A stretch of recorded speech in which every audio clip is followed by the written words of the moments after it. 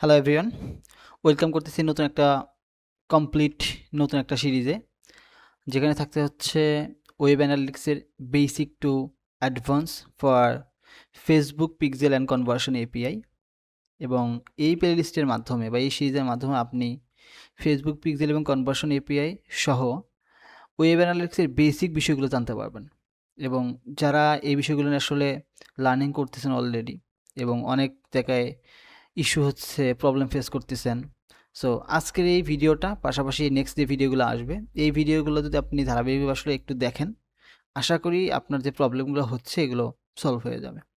তো এই প্লেলিস্টের ধারাবাহিকতা মেনটেন করতে গেলে আজকের এই ভিডিওটা হচ্ছে basically understanding web analytics and digital analytics. So এই বিষয়টা আমরা যদি একটু দেখি যে বেসিকটাকে যদি আপনি স্ট্রং করতে না পারেন, তাহলে কিন্তু আসলে যখন আপনি অ্যাডভান্স লেভেলে যাবেন ওয়েব অ্যানালিটিক্সের টেকনিক্যাল পার্টগুলোর ক্ষেত্রে যদি বলি, যখন আপনি অ্যাডভান্স লেভেলে যাবেন তখন আসলে এই বেসিকগুলো অনেক হেল্প করবে আপনাকে ওই জিনিসগুলোকে বুঝতে। তারই ধারাবাহিকতা আজকে এই ভিডিওটা। যদি আমরা এই ভিডিওতে যদি দেখি যে ওয়েব অ্যানালিটিক্স এবং ডিজিটাল অ্যানালিটিক্সের মধ্যে আসলে পার্থক্যটা কী, এটা কী, প্রথমত বুঝতে হবে যে ওয়েব অ্যানালিস্টটা কী। এটাকে যদি আমরা বুঝি, ওয়েব অ্যানালিস্টটা হচ্ছে একটা প্রসেসটা, এই প্রসেসের মাধ্যমে যে কাজগুলো হয় সেটা হচ্ছে আমরা ডেটাকে কালেক্টিং করি, প্রসেসিং করি এবং অ্যানালাইজিং করি। এবং এখানে আমি আরেকটা জিনিস একটু বলে রাখি, সেটা হচ্ছে যে ডকুমেন্ট ফাইলটা আপনারা দেখতেছেন, এটা বেসিক্যালি হচ্ছে স্কিল আপার থেকে নেয়া। এবং অলরেডি আমি আসলে সেখানে বেশ কিছু আসলে কোর্স কমপ্লিট করেছি এবং সেই জায়গা থেকে আসলে রেফারেন্স নিয়েই আসলে জিনিসগুলো আপনাকে বলতেছি। তো এই বিষয়টা যেন আসলে কোনো কনফিউশন ক্রিয়েট না করতে পারে এবং এই ধরনের ডকুমেন্টে যেন কনফিউশন ক্রিয়েট না হয়, দ্যাটস ওয়াই আমি আগে এই বিষয়টা বলে রাখি। তো যেমনটা বলছিলাম যে ওয়েব অ্যানালিটিক্সটা কি, ওয়েব অ্যানালিটিক্সটা হচ্ছে একটা প্রসেস, যে প্রসেসের মাধ্যমে আমরা কি করি, একটা ইউজার বা একটা অডিয়েন্স বা কাস্টমারের ডেটাকে কালেক্ট করি, প্রসেস করি, অ্যানালাইজিং করি। অ্যানালাইজিং করার পর একটা রিপোর্টিং তৈরি হয়, সেই রিপোর্ট থেকে একটা আপনার হচ্ছে ইনসাইট তৈরি হয়। ইনসাইট থেকে দেন আপনি অ্যাকশন প্ল্যান করবেন, সেখান থেকে বিজনেস ডিসিশন নেবেন, দেন সেটাকে ইমপ্লিমেন্টেশনের মাধ্যমে আপনার বিজনেসের যে ডেভেলপমেন্টের পর্যায়ে রয়েছে সেখানে আপনি ইমপ্রুভ করবেন এবং ওই বিজনেসটাকে ডেভেলপ করবেন। এটা সো এটা হচ্ছে ওভারঅল ওয়েব অ্যানালিস্টের একটা কি, এটা আমরা এখান থেকে বুঝতে পারি। পাশাপাশি একটা জিনিস হচ্ছে ওয়েব অ্যানালিস্ট আমরা কেন প্রয়োজন। এটা এই কারণে প্রয়োজন যে আপনি যখন কোনো একটা ক্যাম্পেইন লঞ্চ করছেন বা বিভিন্ন ধরনের মার্কেটিং করতেছেন, ইমেল মার্কেটিং হইতে পারে, অ্যাডভার্টাইজিং হইতে পারে বা অর্গানিক মার্কেটিংগুলো হইতে পারে। সো একটা অডিয়েন্স আপনার বিজনেসের সাথে আসলে ইনভলভ হচ্ছে কোথা থেকে বা কোথা থেকে আসতেছে, এই বিষয়গুলো জানার জন্য আপনাকে অবশ্যই আপনার ওয়েবসাইটে অবশ্যই ওয়েব অ্যানালিটিক্স ভিত্তিক যে কার্যক্রমগুলো রয়েছে, যে কাজগুলো রয়েছে টেকনিক্যাল পার্টের, সেগুলো অবশ্যই করতে হবে। সো ওয়েব অ্যানালিটিক্সের বেনিফিটটাকে যদি আমরা একটু দেখি, সেটা হচ্ছে আপনার একটা অডিয়েন্স কোথা থেকে আসতেছে, এরপর সে কে, সে কোন পেজগুলো বেশি ভিজিট করতেছে, পাশাপাশি সে ওয়েবসাইটে কতক্ষণ থাকতেছে, এই ধরনের বিভিন্ন ধরনের আরও এক্সেপশনাল দিকগুলো দেখবেন যে হচ্ছে অনেক বড় বড় ইনসাইট ক্রিয়েট করতে পারে। সেই বিষয়গুলো আপনি মূলত এই ওয়েব অ্যানালিটিক্স থেকে আসলে বুঝতে পারবেন এবং ওয়েব অ্যানালিটিক্সের টেকনিক্যাল পার্টের মাধ্যমে আপনি এটা বুঝতে পারবেন এবং অ্যানালাইজিং পার্টে আপনি আপনার নন টেকনিক্যাল যে পার্টটা রয়েছে, এটা অবশ্যই স্ট্র্যাটেজিগত বিষয় যে কোন মেট্রিক্সের কারণে আসলে কোন রেজাল্টটা বহন করে, এটা নন টেকনিক্যাল একটা পার্ট। সো যেহেতু আমরা টেকনিক্যাল পার্ট নিয়ে কথা বলবো এই প্লে লিস্টে, সো এই সিরিজে এটার মধ্যে আমরা একটু থাকি। এরপরে একটু আসি যে ওয়েব অ্যানালিটিক্স এবং ডিজিটাল অ্যানালিটিক্স, এই দুইটার ভিতরে পার্থক্যটা কি, এটা যদি আমরা একটু করতে পারি। একটু আগে আমি জানছি ওয়েব অ্যানালিটিক্স হচ্ছে ডাটাটাকে প্রসেস করে, দেন ওটাকে কালেক্ট করে, প্রসেসিং করে অ্যান্ড অ্যানালাইজিং করে, এরপর রিপোর্টিং তৈরি করে, এরপরে আমরা যেটা করা হয় যে একটা বিজনেসের জন্য ডিসিশন নেওয়া হয় যেটা বিজনেসের গ্রোথে হেল্প করে। আর ডিজিটাল অ্যানালিটিক্স হচ্ছে ইনক্লুডিং ওয়েব অ্যানালিটিক্স, পাশাপাশি যে ডেটাগুলো এখানে আপনার হচ্ছে আসতেছে আপনার অ্যানালাইসিসের জন্য, সেই ডেটাগুলো মাল্টিপল প্ল্যাটফর্ম থেকে আসতেছে, মাল্টিপল চ্যানেল থেকে আসতেছে। তো মাল্টিপল চ্যানেল থেকে ডেটাগুলো যখন একটা স্পেসিফিক একটা টুলসে আসে, তখন এই পুরো প্রসেসটাকে বলা হয় হচ্ছে ডিজিটাল অ্যানালিটিক্স। অর্থাৎ ডিজিটাল অ্যানালিটিক্স এবং ওয়েব অ্যানালিটিক্সের মধ্যে তেমন একদম স্ট্রং কোনো পার্থক্য নেই, এটা বেসিক কিছু পার্থক্য রয়েছে। সো আপনি যে কোনো একটা নামে এটাকে কল করতে পারেন। এরপরে একটু বুঝতে হবে আমাদের যে ওয়েব অ্যানালিটিক্স, গুগল অ্যানালিটিক্স 4 এবং জিটিএম এর মধ্যে পার্থক্যটা কী। ওয়েব অ্যানালিটিক্সটা আমরা যতটুকু বুঝলাম সেটা হচ্ছে এটাকে ডাটা কালেক্ট করে, প্রসেস করে, অ্যানালাইজ করে, রিপোর্টিং, দেন এই অনুযায়ী একটা বিজনেস ডিসিশন নেওয়া হয়। আর গুগল অ্যানালিটিক্স 4টা হচ্ছে এই প্রসেসটা করার জন্য, অর্থাৎ কালেক্টিং ডেটা, প্রসেসিং, অ্যানালাইজিং, এগুলোটা করার জন্য একটা টুলস ব্যবহার করা হয়। সেই টুলসটার নাম হচ্ছে গুগল অ্যানালিটিক্স 4। এই ধরনের বিভিন্ন ধরনের টুল আছে, যেমন নীল প্যাডেল একটা টুল রয়েছে। সো এই ধরনের অ্যানালিটিক্যাল বিভিন্ন টুল এখানে আছে। সো আমি এটা ধরে নিচ্ছি। এরপরে আসা হচ্ছে জিটিএম, এর ফুল ফর্মটাকে বলা হয় গুগল ট্যাগ ম্যানেজার। এইটা বেসিক্যালি হচ্ছে যে আপনি যখন একটা ওয়েবসাইট থেকে ডেটাকে ট্র্যাক করে আপনার হচ্ছে ওয়েব অ্যানালিটিক্স টুলসে নিয়ে আসবেন, এটা একটা প্রসেস মেনটেন করে কিন্তু কাজ করে। এবং এই জায়গায় একটা সেতুবন্ধন হিসেবে কাজ করে হচ্ছে এই জিটিএম বা গুগল ট্যাগ ম্যানেজার, যেটা থ্রুতে আপনি এই গুগল ট্যাগ ম্যানেজারে বা এই টুলসে সব প্ল্যাটফর্মের ডেটাগুলোকে একটা জায়গায় আসলে কী করতে পারেন, কালেক্ট করতে পারেন। সো এটা অ্যাজ এ আপনি একটা সেতু হিসেবে বলতে পারেন, যেটা কাজ করে। অ্যান্ড দেন আমরা যদি এখানে আসি, এবার একটু আমাদের বুঝতে হবে যে এই ওয়েব অ্যানালিটিক্স বা ডিজিটাল অ্যানালিটিক্স কীভাবে ওয়ার্ক করে, কাজটা করে কিভাবে। এখানে সাধারণত দুইটা পার্ট থাকে, একটা হচ্ছে ওয়েব ব্রাউজার আর একটা ওয়েব সার্ভার। অর্থাৎ ওয়েব ব্রাউজারটা হচ্ছে আমাদের যে ফোনে যে আমরা যে ব্রাউজার ইউজ করি বা আমাদের পিসি বা ল্যাপটপে যে ব্রাউজারটা ইউজ করি সেটা। এবং ওয়েব সার্ভারটা হচ্ছে যে আপনি যে ডেস্টিনেশনে মানে যেতে যাচ্ছেন। তো এই জিনিসটা বুঝতে গেলে আমরা এখানে একটা এক্সাম্পল ইউজ করি। ধরেন আপনি আপনার ব্রাউজারে কোনো একটা ওয়েবসাইটে যেতে যাচ্ছেন, সেই ওয়েবসাইটটিকে সার্চ করছেন। এরপর এই ওয়েবসাইট থেকে, অর্থাৎ আপনার ব্রাউজার থেকে একটা রিকোয়েস্ট এই সার্ভারের কাছে যাবে। দেন সার্ভার কী করবে, রেসপন্স করে আপনাকে মূলত আপনি যে আউটপুটটা চাচ্ছেন সেটা আপনাকে দেখায়। যদি সে সার্ভার, অর্থাৎ আপনি যে আউটপুটটা চাচ্ছেন বা যেটা দিয়ে সার্চ করছেন সেটা যদি এই ওয়েব সার্ভারের ভিতরে কী থাকে দেন এটাকে রেসপন্স করে। আচ্ছা, এই প্রসেসটা বুঝতে গেলে আমাদের একটু নিচের দিকে আসলে আরও ভালোভাবে বুঝতে পারবো। এখানে কয়েকটা সিস্টেম এটা কাজ করে। সেটা হচ্ছে কি, যে প্রথমত আপনি যেটা করবেন বা আমাদের কাস্টমাররা যেটা করে আর কি, আমরা সাধারণত যেটা করে থাকি, আমাদের একটা ব্রাউজার থাকে, সেই ব্রাউজারে গিয়ে আমরা কোনো একটা নামে সার্চ করি যেটা আমরা চাচ্ছি। লাইক ধরেন example.com, এই নামে আমরা একটা ওয়েবসাইটে যাব কোনো কিছু কিনতে বা এনিথিং এলস, যে কোনো কিছু হইতে পারে। যেমন হচ্ছে যে কোনো কিছু সার্চ করতেছি আমরা আমাদের ব্রাউজারে, সেটা ধরে নিচ্ছি example.com নামে একটা ওয়েবসাইট আমরা সার্চ করি। সার্চ করার পরে যে ঘটনাটা ঘটে সেটা হচ্ছে এই ব্রাউজার থেকে একটা রিকোয়েস্ট চলে যায়, প্রথমত যায় হচ্ছে এই নামে যে সার্ভারটা রয়েছে সেই সার্ভারের কাছে। অর্থাৎ example.com নামে একটা সার্ভার থাকে, সেই সার্ভারের কাছে, যেটাকে বলা হয় ডিএনএস সার্ভার, অর্থাৎ ডোমেন নেমিং সিস্টেম সার্ভার। এই সার্ভারে যাওয়ার পর ব্রাউজার মতো এই সার্ভার থেকে নিয়ে আসে কি একটা, এই সার্ভারে যাওয়ার পর এই নামের এগেইনস্টে একটা আইপি থাকে, সে আইপিটাকে সে কালেক্ট করে পাশাপাশি সে এই আইপি নিয়ে যায় হচ্ছে ওয়েব সার্ভারের কাছে, যেখানে আপনি যেটা চাচ্ছেন, অর্থাৎ ওয়েবসাইটটা, যে ওয়েবসাইটে দেখতে যাচ্ছেন বা ভিজিট করতে যাচ্ছেন, সেই ওয়েবসাইটে যেখানে হোস্ট করা রয়েছে, যে সার্ভারটা রয়েছে, সেই সার্ভারের কাছে যায়। যার পরে এই আইপির এগেনস্টে কোন ওয়েবসাইট রয়েছে সেটা আপনাকে আসলে দেখানো হয়। সো এখানে যে প্রসেসটা ঘটে সেটা এখানে ত্রিপাক্ষিক একটা প্রসেস এখানে ঘটে। আর এই পুরো প্রসেসটা একটা প্রোটোকল মেনটেন করে কাজ করে, যেটাকে বলা হয় হচ্ছে এইচটিটিপি প্রোটোকল বা মেথড। এখানে দুইটাভাবে এই মেথডটা ঘটে থাকে, একটা হচ্ছে পোস্ট আর হচ্ছে গেট। পোস্ট মেথডটা সাধারণত তখনই ঘটে যখন আপনি সেন্সিটিভ কোনো কিছু সার্চ করবেন, লাইক অনেক ধরনের সেন্সিটিভ বিষয়গুলো আমরা আসলে ওয়েবসাইটে সার্চ করি, তখন কি করে এই পোস্ট মেথডটা সে ইউজ করে এই সার্চের ক্ষেত্রে। আবার যখন আমাদের নর্মাল অ্যাজুয়াল, আমাদের প্রয়োজনীয় কিছু যেগুলো আমাদের অ্যাজুয়াল লাগে সেগুলো সার্চ করার ক্ষেত্রে সাধারণত যে মেথডটা ইউজ করে সেটাকে বলা হয় গেট মেথড। এই মেথডের সাথে আরেকটা বিষয় কাজ করে, সেটা হচ্ছে ইন্টারনেটে খুবই, ইন্টারনেট ছাড়া কিন্তু আপনার আসলে এই প্রসেসটা কিন্তু কমপ্লিট করতে পারবেন না। এখন এখানে একটা জিনিস বলে রাখা ভালো, সেটা হলো যে পুরো প্রসেসটা ঘটার পরে ওভারঅল সিনারিওটা কেমন আসে, এটা যদি আমরা পুরো একটা এক্সাম্পলের মধ্যে দেখি, এই বিষয়টা বেশ ক্লিয়ার হবে। সো এর জন্য আমাদের যেটা করবো, আমরা একটা যদি একটু ব্রাউজারে যাই, এটা হচ্ছে আমাদের একটা ব্রাউজার, যেটা হচ্ছে আমাদের ওয়েব ব্রাউজার, অর্থাৎ এটা হচ্ছে আমাদের এই ব্রাউজারটা। এখন যদি আমরা এখানে সার্চ করি, লাইক ধরেন হচ্ছে ন্যাচেরো,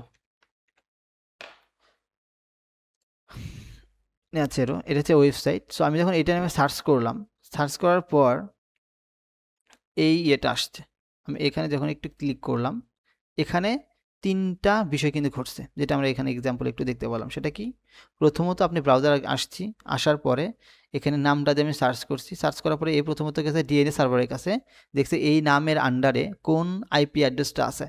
সো ওই আইপি অ্যাড্রেসে কী করছে, ব্রাউজারকে সে সেন্ড করছে, ব্রাউজার সেই আইপি অ্যাড্রেস ধরে আবার ওয়েব সার্ভারের কাছে চলে গেছে। দেন সেখানে দেখছি এই আইপি অ্যাড্রেসের আন্ডারে বা এগেনস্টে কোন ওয়েবসাইটটা আছে, সেই ওয়েবসাইটটা কিন্তু এই ওয়েবসাইট অর্থাৎ এইভাবে কিন্তু তারপরে শোকেস করে।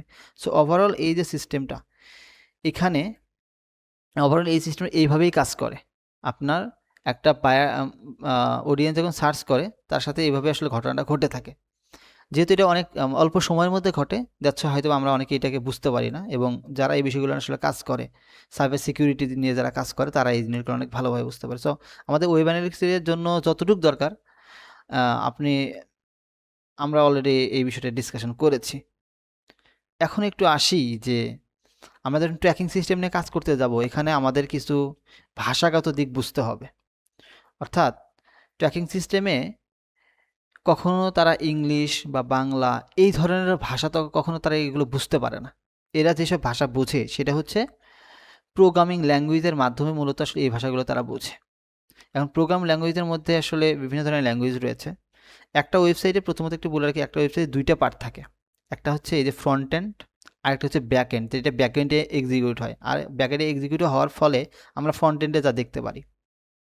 আর অ্যাজ এ ওয়েব অ্যানালিটিক্স হিসাবে আমাদের কাজটা থাকে হচ্ছে হলে ফ্রন্ট এন্ডে, নট ব্যাক এন্ডে, ফ্রন্ট এন্ডে। অর্থাৎ ফ্রন্ট এন্ডে তাহলে যে ভাষাগুলো রয়েছে, এই ভাষাগুলো সম্পর্কে মোটামুটি একটা ধারণা থাকলে তাহলে ওয়েব অ্যানালিটিক্সে যে ধরেন কাস্টম কিছু কোড বিষয়ে কাজ চলে আসবে আমাদের, সেই কাজগুলো করতে আমাদের জন্য ইজি হয়।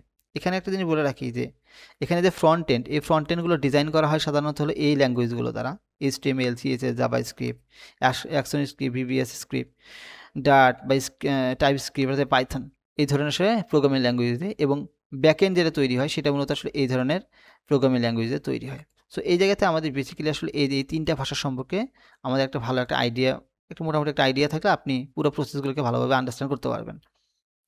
এখন এই বিষয়ে আমরা যাচ্ছি না, এই বিষয়ে গেলে অনেক বেশি সময় লাগবে। আমরা একটু আসবো এরপর হচ্ছে কুকি সিস্টেমে, বা তার আগে যদি আমরা একটু এখানেই যাই যে HTML-টা কি বা CSS কি, জাভাস্ক্রিপ্টটা কি, এটা একটু বোঝার ট্রাই করি। প্রথম আসি HTML হচ্ছে কি, এটা হলো হাইপারটেক্সট মার্কআপ ল্যাঙ্গুয়েজের ফুল ফর্ম। এই যে পুরো ওয়েবসাইটে আমরা দেখতেছি না, এই ওয়েবসাইটে পুরো স্ট্রাকচারটা তৈরি করতে যে ভাষাটা ইউজ করা হয়েছে, পুরো স্ট্রাকচার যে এটা এখানে হবে, এটা এখানে হবে। সো এই পুরো স্ট্রাকচারটা তৈরি করতে যে ভাষাটা ইউজ করা হয়েছে সেটাকে বলা হয় হচ্ছে বেসিক্যালি এই HTML। এই ভাষা দিয়ে আসলে এটা স্ট্রাকচার করা হয়েছে। এরপর আমরা যদি দেখি যে এই যে এখানে হভার করার সাথেই, মাউস পয়েন্টার এখানে হভার করার সাথে এখানে এটা একটু কি হচ্ছে, জুম হচ্ছে। সো এই যে জুমটা হচ্ছে এটা বেসিক্যালি হয়েছে, বা ধরেন হচ্ছে আমরা যদি একটু ইয়েতে যাই, এই যেমন এখানে এখানে ক্লিক করার সাথে দেখেন এই কম্বো লেখাটা কি কালারটা চেঞ্জ হয়েছে, এখানে ফাংশন লেখাটা চেঞ্জ হচ্ছে, বা এই ধরনের ফাংশন করতেছে। এই বিষয়টা বেসিক্যালি কাজ করে মূলত হচ্ছে এই CSS এর মাধ্যমে, যে অর্থাৎ পুরো একটা ওয়েবসাইটে আসলে কালারাইজেশন করা বা দেখতে যেন ভালো লাগে, সেটা কাজ করে মূলত এটার মাধ্যমে। আর একটা বিষয় হচ্ছে ধরেন এই যে আমি এখানে ক্লিক করার পর কোনো একটা জিনিস ক্লিক করার পর এরপরের ডেস্টিনেশন কি হবে, এরপরে কোন স্টেপে যাবে, এই যে পুরো একটা জার্নি এখানে রয়েছে, এই জার্নিটা ক্রিয়েট করে মূলত হচ্ছে এই জাভাস্ক্রিপ্ট। অর্থাৎ এই জাভাস্ক্রিপ্টের মাধ্যমে মূলত কী করা হয়, এই যে কোন স্টেপের পরে কোন স্টেপটা আসবে এটা সিলেক্ট করে দেয়। তো এটা হচ্ছে বেসিক্যালি হচ্ছে ওয়েব অ্যানালিস্ট হিসাবে এই বিষয়গুলো একটু মোটামুটি একটু ভালোভাবে জানতে হয়, তাহলে আপনার পুরো ওভারঅল ট্র্যাকিং সিস্টেম করতে আপনার জন্য ইজি হবে। এবার একটু আসবো হচ্ছে আমাদের কুকি। ওয়েব অ্যানালিটিক্সের সবচেয়ে গুরুত্বপূর্ণ একটা হচ্ছে টপিক হচ্ছে কুকি। উইদাউট কুকি কখনো আপনি ট্র্যাকিং সিস্টেম করতে পারবেন না, উইদাউট কুকি কখনো আপনি কাস্টমারের জার্নি ট্র্যাক করতে পারবেন না, আর কুকি না থাকলে আপনি ট্র্যাকিং সিস্টেমই থাকবে না। এখন এই কুকিটা কি, কিভাবে কাজ করে, এই বিষয়গুলো আমরা একটু জানি। প্রথমত জানি যে কুকিটা কিভাবে কাজ করে। আমরা একটা জিনিস একটু আগে দেখে আসছি যে আমি যখন আমার ব্রাউজার থেকে কোনো কিছু সার্চ করি, সার্চ করার পরে কি হয়, প্রথমত DNS এর কাছে যায়, অর্থাৎ DNS সার্ভারে যায়, এরপর সেখান থেকে IP অ্যাড্রেস নিয়ে এসে ওয়েব সার্ভারের কাছে যায়, দেন আমাদের এখানে দেখানো হয়। এখানে যে ঘটনা ঘটে, যখন সে ওয়েব সার্ভারের কাছে যায়, ওয়েব সার্ভারের কাছে যাওয়ার পর ওয়েব সার্ভার কি রেসপন্স করে, এবং রেসপন্স করার সাথে, এবং প্রথমে একটু বলে রাখি যে কুকিটা কি, কুকিটা হচ্ছে একটা ওয়ান কাইন্ড অফ একটা হচ্ছে, আমি যদি দেখি কুকিটা হচ্ছে একটা টেক্সট ফাইল, হ্যাঁ, একটা জাস্ট একটা ফাইল মাত্র, যে ফাইলটার মাধ্যমে কি করা হয়, আপনি বলে দিতে মানে বলে দেন যে আপনার এই ডেটাগুলো সে পাবে কি পাবে না, বা নিবে কি নিবে না, এটা বলে দেওয়া যায়। তো এই জায়গা থেকে একটা জিনিস বলি যে এইচটিটিপি এই প্রোটোকলকে মেনটেন করে যেত এই পুরো প্রসেসটা ঘটে এখানে। সার্ভার এন্ড কী করে, যখন ব্রাউজার এন্ড কোনো কিছু রিকোয়েস্ট করে সার্ভার সাথে সাথে রেসপন্স করে, এবং রেসপন্স করার পাশাপাশি সে এর পাশাপাশি একটা কুকি সেট করে দেয়। কী দেয়? কুকি সেট করে দেয়, এবং পাশাপাশি একটা সেশন আইডি সে দেয়। কেন দেয়? যেন এই যে একটা ক্লায়েন্ট বা একটা অডিয়েন্স বা একটা কাস্টমার যে একটা ওয়েবসাইটে আসছে, সে যেন বুঝতে পারে যে এ কোনো না কোনো সময় আসছিল, সে এটাকে যেন আইডেন্টিফাই করতে পারে এই কুকির মাধ্যমে। এবং যখন একটা ব্রাউজার থেকে কোনো একটা সার্ভারে যাওয়া হয়, সার্ভার কী করে, সাথে সাথে তার সাথে একটা কুকি এবং একটা সেশন আইডি পাঠিয়ে দেয়, এবং সেটা এই ব্রাউজারের সেভ হয়ে যায়, সাথে সাথে সেভ হয়ে যায়। সেভ হওয়ার ফলে যেটা হয়, আপনি পরবর্তীতে আপনি যদি ব্রাউজার কেটে দিয়ে আবারও এই সার্ভারে চলে আসেন বা এই ওয়েবসাইটে আসেন, কোনো একটা ওয়েবসাইটে আসার পরে যখন ওয়েবসাইটে যাবেন, ওয়েবসাইটে যে সার্ভার রয়েছে ওয়েব সার্ভার, সে আপনার সাথে সাথে চিনে ফেলবে, বিকজ প্রিভিয়াসলি আপনি একবার আসছেন, আসার পর আপনার সাথে একটা কি, সে একটা সেশন আইডি পাশাপাশি একটা কুকি আইডি সে সেন্ড করেছে, যেটা আপনার ব্রাউজার সেভ হয়ে আছে। ওই যে ব্রাউজার সেভ হওয়ার ফলে এই বিষয়টা এভাবে কাজ করে যে আপনি পরবর্তীতে যদি আবারও যান তাহলে সে আপনাকে আইডেন্টিফাই করতে পারে। আর এটা করা হয় যারা আমরা পেইড অ্যাড রান করি, বা পেইড অ্যাড রান করার ক্ষেত্রে খুব ভালো কাজ করে, যে পেইড অ্যাড রান করার পর কোন অডিয়েন্সটা কোথা থেকে আসছে যে বুঝতে পারে। পাশাপাশি ধরেন এই ওয়েবসাইটে এখানে আসছে, এবং রিটার্গেটিং বা রিমার্কেটিংয়ের ক্ষেত্রে এই বিষয়টা খুবই হেল্পফুল। যাচ্ছে এই কুকি বেস যে কাজটা। এখন কুকির ওয়ার্কিংটা গেল, যে কুকি কীভাবে ওয়ার্ক করে এবং কুকিটা কী, এটা যদি আমরা বললাম। এরপর সে কুকি কত প্রকার হতে পারে? কুকি হতে পারে বেসিক্যালি হচ্ছে 3 প্রকার। কুকি বেসিক্যালি হচ্ছে 3 প্রকার। প্রথম হচ্ছে সেশন কুকি। সেশন কুকিটা কি?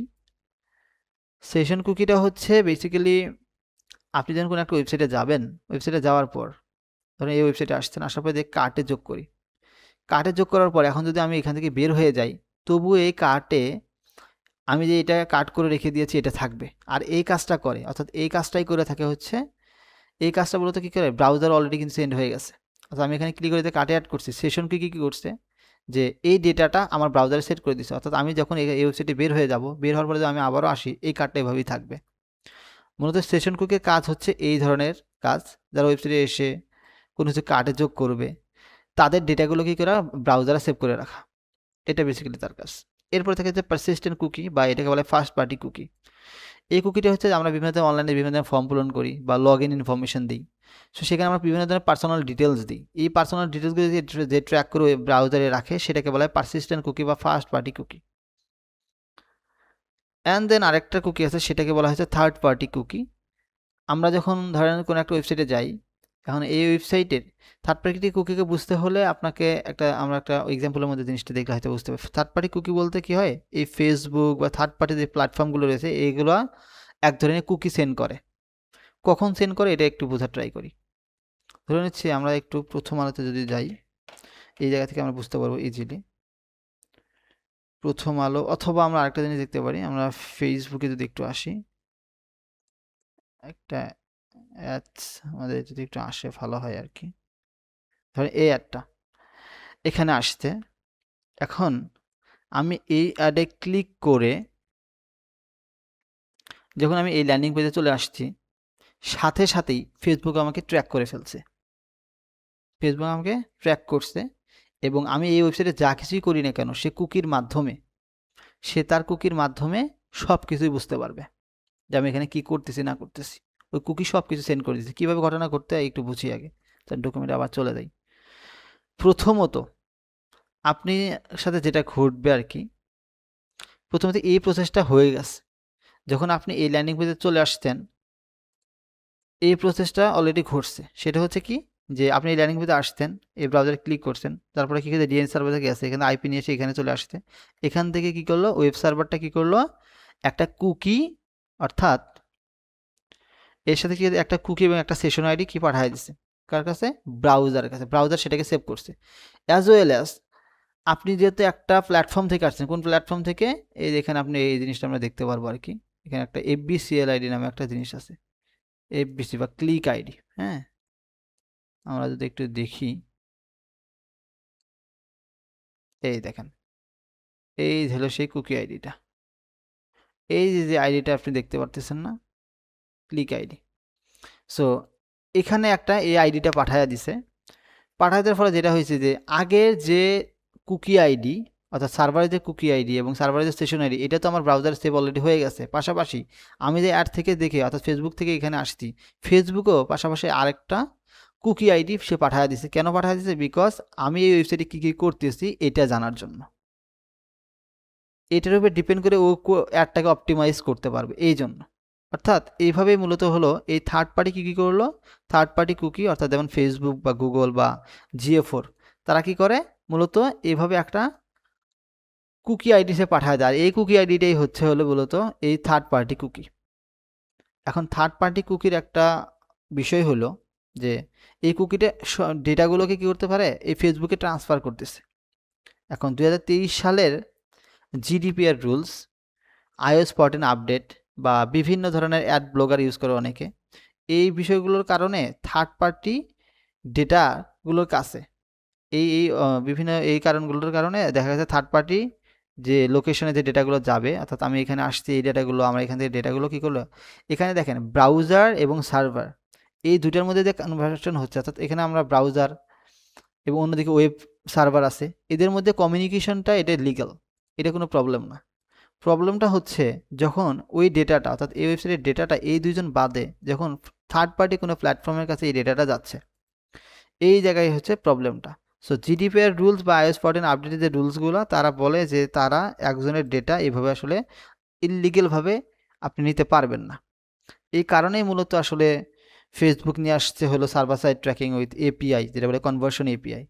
সো এটার মাধ্যমে কী করে সার্ভার যেহেতু সার্ভার একটা নিজস্ব পয়েন্ট থাকে, যেহেতু সার্ভার একটা ধরুন হচ্ছে যেমন ওয়েব এবং সার্ভার এই দুটোর মধ্যে যেমন কমিউনিকেশন করতে পারে, ঠিক তেমনি একটা সার্ভার ক্রিয়েট করা হয়, সেই সার্ভারের থ্রুতে কী করা হয়, ডেটা যেমন পাস করা হয় তখন এটা as a first party data হিসেবে চলে যায়। হ্যাঁ, সেক্ষেত্রে তাদের কোনো আসলে ব্যারিয়ার থাকে না। এখন এই জায়গাগুলোকে মূলত আসলে এই জায়গা থেকে আমরা বলতে পারি যে তিনটাই হচ্ছে এই তিনটা কুকি, যে তিনটা কুকি এখান থেকে আমাদের হচ্ছে থার্ড পার্টি কুকি অলরেডি চলে গেছে, এটা আমাদের নাই, বাট ফার্স্ট পার্টি কুকি এই দুইটা কুকি আছে।